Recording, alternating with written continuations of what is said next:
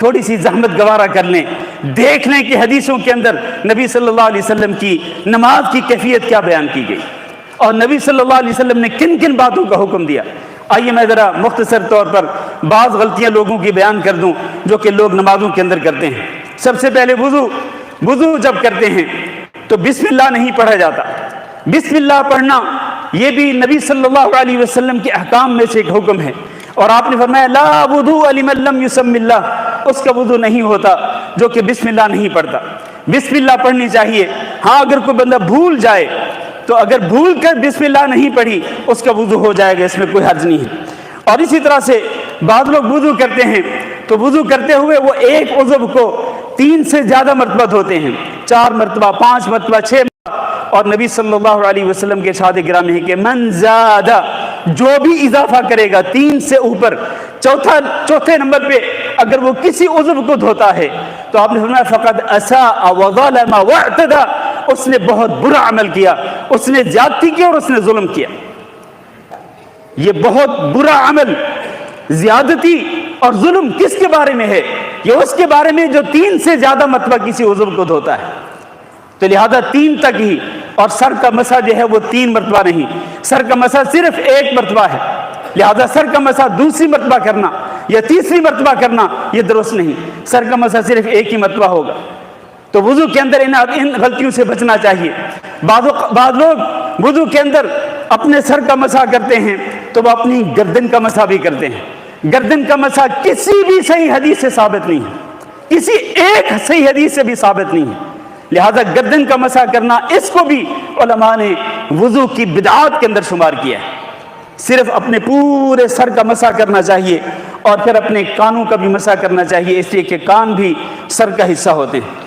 اسی طرح میرے عزیز بھائیوں، بعض لوگ وضو کرتے ہوئے اپنی ایڑیوں کو نہیں دھوتے، اور نبی صلی اللہ علیہ وسلم نے جب کچھ لوگوں کو دیکھا تھا کہ وضو کرتے ہوئے وہ ایڑیاں نہیں دھو رہے، ان کی ایڑیاں خشک رہ گئی ہیں، نبی صلی اللہ علیہ وسلم نے فرمایا تھا ویل للاعقاب من النار، ان ایڑیوں کے لیے جہنم کی آگ ہے کہ جو خشک رہ گئیں اور جن کو اچھی طرح سے دھویا نہیں گیا۔ جہنم کی آگ کی وعید دی نبی صلی اللہ علیہ وسلم نے ایسے لوگوں کو جو وضو کرتے ہوئے اپنی ایڑیاں مکمل طور پر نہیں دھوتے۔ آئیے نماز کی طرف۔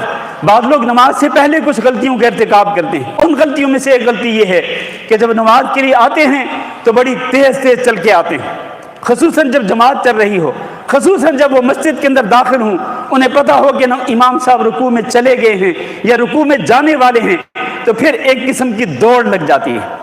نبی صلی اللہ علیہ وسلم نے فرمایا فلا تأتوها وانتم تسعون، دوڑتے ہوئے مسجد کی طرف نہ آیا کرو، وأتوها وعليكم السکینہ، تم نماز کی طرف آؤ تو بڑے سکون کے ساتھ آیا کرو، باوقار انداز کے ساتھ نماز کی طرف چل کے آیا کرو۔ جو نماز تمہیں امام کے ساتھ مل جائے وہ پڑھ لو، جو نماز تمہاری رہ جائے امام کے ساتھ نہیں پڑھ سکے وہ بعد میں کمپلیٹ کر لو۔ کیا مسئلہ ہے؟ جلد بازی کرنے کی ضرورت کیا ہے؟ بھاگنے کی یا دوڑنے کی ضرورت کیا ہے؟ اس سے منع کیا نبی صلی اللہ علیہ وسلم نے۔ اسی طرح سے بعض لوگ جب مسجد کے اندر داخل ہوتے ہیں اور اقامت ہو چکی ہے اور جماعت کھڑی ہو چکی یا ابھی جماعت کھڑی ہونے والی ہے، اقامت ہو چکی، تو کئی لوگ آتے ہی سنتیں شروع کر دیتے ہیں، اور نبی کریم صلی اللہ علیہ وسلم کے ارشاد گرامی ہے اذا اقیمت الصلاۃ فلا صلاۃ الا المکتوبہ، یہ نبی صلی اللہ علیہ وسلم کی حدیث کے الفاظ ہیں۔ میرے عزیز بھائیوں، میں جو بھی بات کر رہا ہوں حدیث کے مطابق کر رہا ہوں، کوئی بات میں اپنے کسی مخصوص نظریے کے تابع نہیں کر رہا۔ اور میرے بھائیوں، بھلے لوگوں، سوچو ذرا کہ وہ بندہ جو کہ مسجد کے اندر داخل ہوا، چاہے فجر کی نماز کیوں نہ ہو، مسجد کے اندر داخل ہوا اور اقامت ہو چکی یا پھر نماز کھڑی ہو چکی اور آتے ہی وہ سنتیں شروع کر دے گا، تو اس کے بارے میں نبی صلی اللہ علیہ وسلم نے کیا فرمایا؟ لا صلاۃ الا المکتوبہ، وہ نماز نہیں ہوگی جو اس نے فرض نماز کے علاوہ کوئی دوسری نماز شروع کی، وہ نماز نہیں ہوگی۔ فرض نماز کی اقامت کے بعد صرف فرض نماز ہی ہو سکتی ہے، پھر کوئی اور نماز نہیں ہو سکتی۔ نبی صلی اللہ علیہ وسلم نے فجر کی نماز کے بعد ایک بندے کو دیکھا کہ وہ نماز پڑھ رہا ہے، تو آپ نے فرمایا کہ کیا تم فجر کی نماز دوسری مرتبہ پڑھ رہے ہو؟ تو اس نے کہا نہیں اللہ کے رسول، میں تو اصل میں پہلی جو سنتیں تھیں وہ نہیں پڑھ سکا تھا، تو بعد میں پڑھ رہا ہوں۔ نبی صلی اللہ علیہ وسلم نے فرمایا کہ تب ٹھیک ہے، تب کوئی حرج نہیں ہے۔ اس سے ثابت ہوتا ہے کہ فجر کی سنتیں اگر فجر سے پہلے رہ جائیں تو آپ فجر کے فوراً بعد پڑھ سکتے ہیں، اس میں کوئی حرج نہیں ہے۔ یہ بھی نماز کی یا نمازیوں کی غلطیوں میں سے غلطی ہے۔ ایک اور غلطی، جب نماز پڑھنا شروع کرتے ہیں، صف بندی ہوتی ہے تو صف بندی کے اندر صفوں کو برابر کرنے کا اہتمام نہیں کیا جاتا، اور صفوں میں مل کر کھڑے ہونے کا اہتمام نہیں کیا جاتا۔ اور اللہ معاف کرے، پتہ نہیں بعض لوگوں کو کیا الرجی ہوتی ہے کہ اگر پاؤں کے ساتھ پاؤں مل جائے تو پتہ نہیں کیا کرنٹ لگ گیا بعض لوگوں کو کہ فوراً اپنا پاؤں جو ہے وہ اپنی طرف کھینچ لیتے ہیں۔ اور اللہ کے بندو، نبی صلی اللہ علیہ وسلم کا ذرا ایک حدیث سن لیں، ورنہ اس موضوع پر یقین مانے صف بندی کے موضوع پر ایک پورا خطبہ چاہیے، پورا خطبہ چاہیے صف بندی کے موضوع پر، لیکن صرف ایک حدیث سنیے۔ نبی صلی اللہ علیہ وسلم نے ارشاد فرمایا، اقیم الصفوف، اپنے صفیں سیدھی کرو۔ صفیں سیدھی کرنے کا حکم دیا نبی صلی اللہ علیہ وسلم نے، فرمایا وحاذوا بین المناکب والاقدام، اپنے کندھوں اور اپنے پیروں کو برابر کر لو۔ کندھے آگے پیچھے نہیں ہونے چاہیے اور پیر تمہارے آگے پیچھے نہیں ہونے چاہیے، برابر کرو اپنے کندھوں کو بھی اور اپنے پیروں کو بھی۔ فرمایا وسد الخلل، اور جو درمیان میں خلا ہوتا ہے اس کو پورا کرو، اس کو پر کرو۔ خلا کو پر کرنے کا حکم دیا نبی صلی اللہ علیہ وسلم نے، اور لوگ دانستہ طور پر اس حکم کی، اس حدیث کی خلاف ورزی کرتے ہیں، دانستہ طور پر جان بوجھ کر۔ سد الخلل، درمیان میں جو خلا ہے اس کو پر کرنا ہے۔ اور آپ نے فرمایا وَلِينُوا بِأَيْدِي إِخْوَانِكُمْ، اپنے بھائیوں کے لیے نرمی کیا کرو۔ وَلَا تَذَرُوا فُرُجَاتٍ لِلشَّيْطَانِ، اور اپنے درمیان شیطان کے لیے خالی جگہ نہ چھوڑا کرو۔ شیطان کے لیے جہاں خالی جگہ ہوگی وہاں پر شیطان آئے گا۔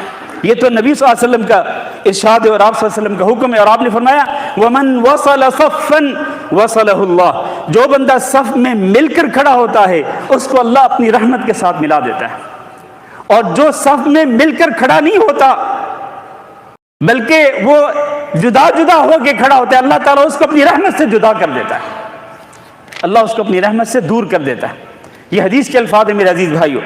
اسی طرح نماز کے اندر اور غلطیوں کی نشاندہی کر دوں مختصر طور پر کہ نماز کے اندر اطمینان نہیں اختیار کیا جاتا، دوڑ چل رہی ہے، اور کئی لوگ تو اللہ تعالیٰ معاف کرے، یعنی نماز کے اندر نمایاں طور پر نظر آتا ہے کہ اس بندے کی توجہ نماز کی طرف نہیں ہے، بس یہ ایک آٹومیٹک مشین کی طرح چل رہا ہے، جیسے آٹومیٹک مشین چل رہی ہو، پرزے وہ دھڑا دھڑ کھٹا کھٹ چل رہے ہوں، یہ بندے کی نماز بھی اسی طرح سے چل رہی ہے، پتہ نہیں، کچھ پتہ نہیں کیا پڑھ رہا ہے، کیا کہہ رہا ہے، اور کیا اللہ تعالیٰ سے سرگوشی کر رہا ہے۔ اور میرے بھائیوں، یہ نماز جو ہے نا، اس کو آٹومیٹک مشین کی طرح نہ بناؤ، اس نماز کو اپنی عادت نہ بناؤ کہ عادت کے مطابق آپ رکوع کر رہے ہیں، عادت کے مطابق آپ تسبیح پڑھ رہے ہیں، عادت کے مطابق تکبیر کہہ رہے ہیں، عادت کے مطابق تشہد پڑھ رہے ہیں۔ نہیں، نماز کو عادت بنانا بہت بڑی غلطی ہے، یہ عادت نہیں بنانی چاہیے، بلکہ نماز کو عبادت سمجھ کے ادا کریں۔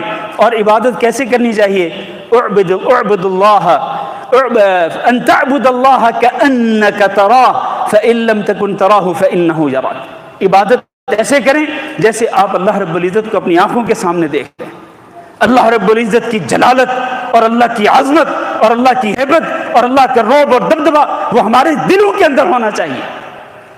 جس طرح آپ دنیا کے اندر کسی بڑے افسر کے سامنے کھڑے ہوتے ہیں، اس کا رعب اور دبدبہ آپ کے اوپر طاری ہوتا ہے، نماز کے اندر بھی مالک الملک کے سامنے آپ کھڑے ہیں، جو بادشاہوں کا بادشاہ ہے اس کے سامنے کھڑے ہیں، اس کی ہیبت اور اس کا رعب اور جلال جو ہے وہ ہمارے دلوں کے اندر ہونا چاہیے۔ تو اس کو عادت نہ بنائیں بلکہ اس کو عبادت بنائیں، اور پورے اطمینان کے ساتھ نماز پڑھا کریں، کوئی حرج نہیں ہے۔ آپ اپنی دکان سے لیٹ ہو جائیں گے، کوئی کسٹمر چلا جائے گا، کچھ نہیں ہوتا، آپ کو جو کچھ نماز کے اندر ملنا ہے وہ آپ کو اپنی دکان سے نہیں ملے گا۔ اس لیے اپنی دنیا کی جو آپ کی جو مصروفیات ہیں ان کی فکر نہ کریں، یہاں اللہ رب العزت کی بارگاہ میں کھڑے ہو کر اللہ رب العزت کو راضی کر کے جائیں۔ جب آپ اللہ رب العزت کو راضی کر کے جائیں گے، یقین مانیں آپ کی ساری ضرورتیں پوری ہو جائیں گی۔ نماز اس کے ذریعے آپ کو سکون ملے گا، راحت ملے گی، آپ کو چین ملے گا، آپ کی ٹینشن ختم ہوگی، اور اللہ تعالیٰ آپ کے سارے کام اپنے ذمے لے لے گا، اور آپ کے سارے کام اللہ تعالیٰ سنوار دے گا۔ اس لیے نماز کو سنوارو تاکہ اللہ تمہارے کاموں کو سنوار دے۔ اور اگر کسی کے کام نہیں سمر رہے کوشش کے باوجود، اس کا مطلب یہ ہے کہ وہ نماز ٹھیک طریقے سے نہیں پڑھتا ہے۔ وہ اپنی نماز کے بارے میں فکر کریں۔ میرے بھائیوں، ویسے تو بہت ساری غلطیاں ہیں جو کہ لوگ کرتے ہیں، اور میں بیان بھی کر سکتا ہوں، کئی غلطیاں میں لکھ کے بھی لائے ہوں، لیکن ہمارے پاس اتنا ٹائم نہیں ہوتا میرے عزیز بھائیوں۔ تو ہم بس یہی عزم کر لیں کہ ہم نے اپنی نمازوں کی اصلاح کرنی ہے، اور ہم نے نمازیں کس طرح سے پڑھنی ہیں، اس طرح پڑھنی ہے جس طرح اللہ کے رسول نے ہمیں حکم دیا۔ صلو کما رأیتمونی اصلی۔ ہم ذرا فکر کریں، اپنی نمازوں کے بارے میں فکر مند ہوں، اور اپنی نمازوں کی اصلاح کریں۔ جو غلطیاں ہم کرتے ہیں ان غلطیوں کو دور کریں۔ اللہ تعالیٰ سے دعا کرتے ہیں کہ اللہ رب العزت ہم سب کو اپنی اصلاح کرنے کی توفیق دے، اور اللہ خصوصی طور پر ہمیں اپنی نمازوں کی اصلاح کرنے کی توفیق دے۔ استغفر اللہ لی ولکم ولسائر المسلمین فاستغفروہ انہ هو الغفور الرحیم۔